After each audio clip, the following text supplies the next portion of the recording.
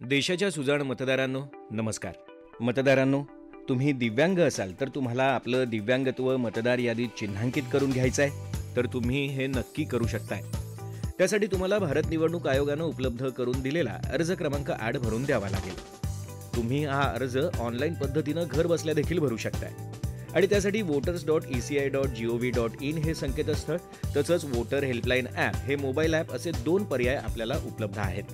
या व्हिडिओत आपण voters.eci.gov.in या संकेतस्थळावरून हा अर्ज कसा भरायचा ते पाहणार आहोत. त्याकरता या संकेतस्थळाला भेट द्या. या संकेतस्थळाच्या माध्यमातून भारत निवडणूक आयोगानं उपलब्ध करून दिलेल्या अनेक सेवांचा लाभ आपण घेऊ शकतोय. पण त्याकरता हे संकेतस्थळ वापरण्यासाठीचं खातं तयार करून लॉग इन करावं लागतं. हे खातं कसं तयार करायचं याबाबतचा स्वतंत्र व्हिडिओ आपल्या YouTube वाहिनीवर उपलब्ध आहे आणि त्याची लिंक इथे खाली डिस्क्रिप्शनमध्ये सुद्धा दिली आहे. संकेतस्थळावर लॉग इन झालं की आपण मुख्य पानावर येतो. या पानावर डाव्या बाजूचा फिल फॉर्म 8 अर्थात अर्ज क्रमांक 8 या पर्यायावर क्लिक करायचं आहे. त्यानंतर आपण हा अर्ज स्वतःसाठी की इतर दुसऱ्या मतदारासाठी भरत आहोत याबद्दल विचारलं जाईल.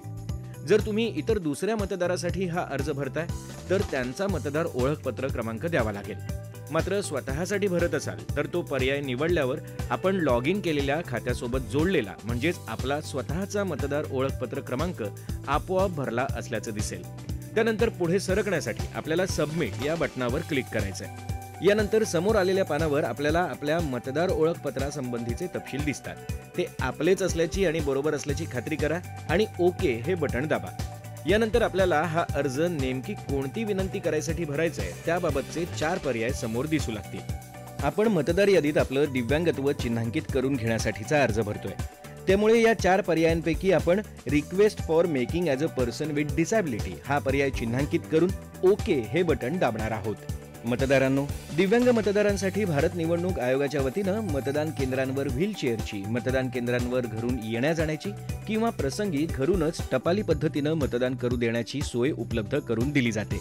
मात्र या सेवांचा लाभ मिळवण्यासाठी मतदार यादीत आपलं दिव्यांगत्व चिन्हांकित करून घेणं गरजेचं असतं आणि त्यासाठीच आपल्याला हा अर्ज भरून द्यावा लागतो.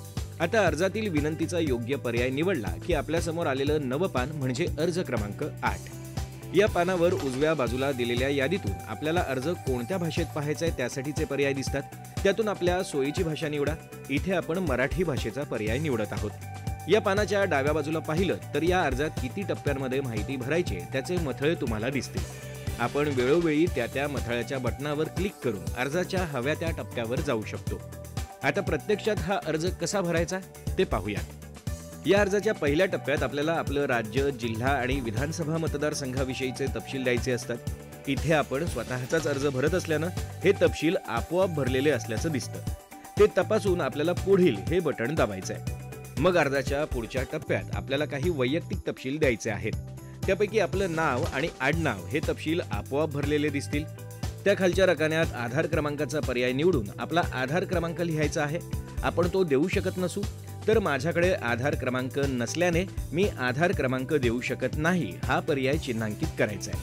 मग त्या पुढच्या रकान्यांमध्ये क्रमानं तुमच्या किंवा तुमच्या नातेवाईकांचा मोबाईल क्रमांक आणि ईमेल आयडी हा तपशील भरून पुढील हे बटण दाबायचं आहे. या नव्या टप्प्यावर आपण हा अर्ज कोणती विनंती करण्यासाठी भरत आहोत तो पर्याय चिन्हांकित केलेला दिसेल आणि त्याखालीच आपल्या दिव्यांगत्वाचं स्वरूप कोणतं ते चिन्हांकित करण्याचेही पर्याय दिसतात.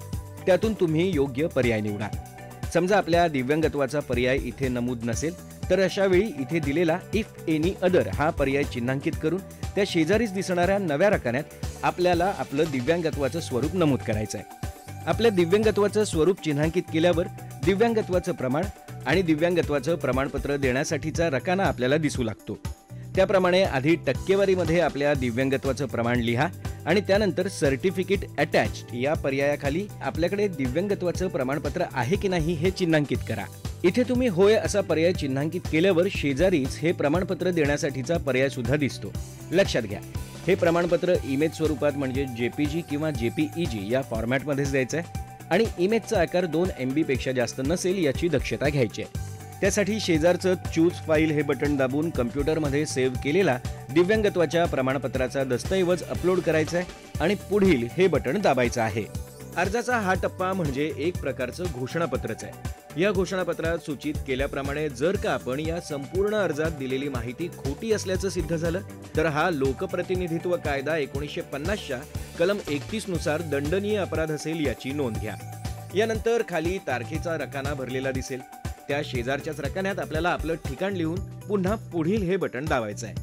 मग समोर दिसत असलेला कॅप्चा त्या रकान्यात व्यवस्थित भरायचा आहे. त्या खालीच आपल्याला हा अर्ज जतन करण्याचा, रद्द करण्याचा आणि आतापर्यंत भरलेल्या अर्जाचं प्रारूप पाहून तो सादर करण्यासाठीचा पर्याय दिसतो. अर्जाचं प्रारूप पाहून तो सादर करण्यासाठी आपण पूर्वावलोकन या बटनावर क्लिक करायचंय. मग आपल्याला भरलेल्या अर्जाचं प्रारूप दिसू लागेल. ते काळजीपूर्वक तपासून घ्या. अर्ज व्यवस्थित भरला असल्याची खात्री झाली की मगच तळाशी दिसत असलेलं सादर म्हणजे सबमिट हे बटन दाबायचंय आणि याची खातरजमा करण्यासाठी पुन्हा समोर आलेल्या पर्यायांमधनं होय हे बटन दाबायचंय. झाला तुमचा अर्ज दाखल. अशा रीतीनं अर्ज दाखल झाला की या अर्जासाठीचा संदर्भ क्रमांक असलेला संदेश आपल्याला दिसतो. हाच संदर्भ क्रमांक वापरून आपण या अर्जाची स्थितीगती जाणून घेऊ शकतो. त्यामुळे या क्रमांकाची व्यवस्थित नोंद करून ठेवा.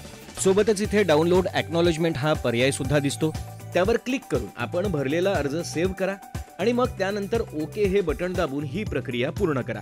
आता आपल्याला आपल्या अर्जाची स्थितीगती समजून घ्यायची असेल तर त्यासाठी या संकेतस्थळाच्या मुख्य पानावर जाऊन ट्रॅक ऍप्लिकेशन स्टेटस हा पर्याय निवडायचा आहे आणि मग समोर आलेल्या पानावर आपल्या अर्जाचा संदर्भ क्रमांक आणि राज्य हा तपशील देऊन सबमिट हे बटन दाबून आपण आपल्या अर्जाची स्थितीगती जाणून घेऊ शकतो. पाहिलं, मतदार यादीत आपलं दिव्यांगत्व चिन्हांकित करून घेण्यासाठी voters.eci.gov.in या संकेतस्थळाच्या माध्यमातून उपलब्ध करून दिलेली ऑनलाईन अर्ज प्रक्रिया किती सोपी येते. लक्षात घ्या, दिव्यांग मतदार म्हणून उपलब्ध असलेल्या सेवांचा लाभ घेण्यासाठी ही प्रक्रिया पूर्ण करणं आपली जबाबदारी आहे. या सेवेच्या माध्यमातून ती पार पाडा. इतकंच. धन्यवाद. मुख्य निवडणूक अधिकारी महाराष्ट्र राज्य यांच्यातर्फे जनहितार्थ प्रसारित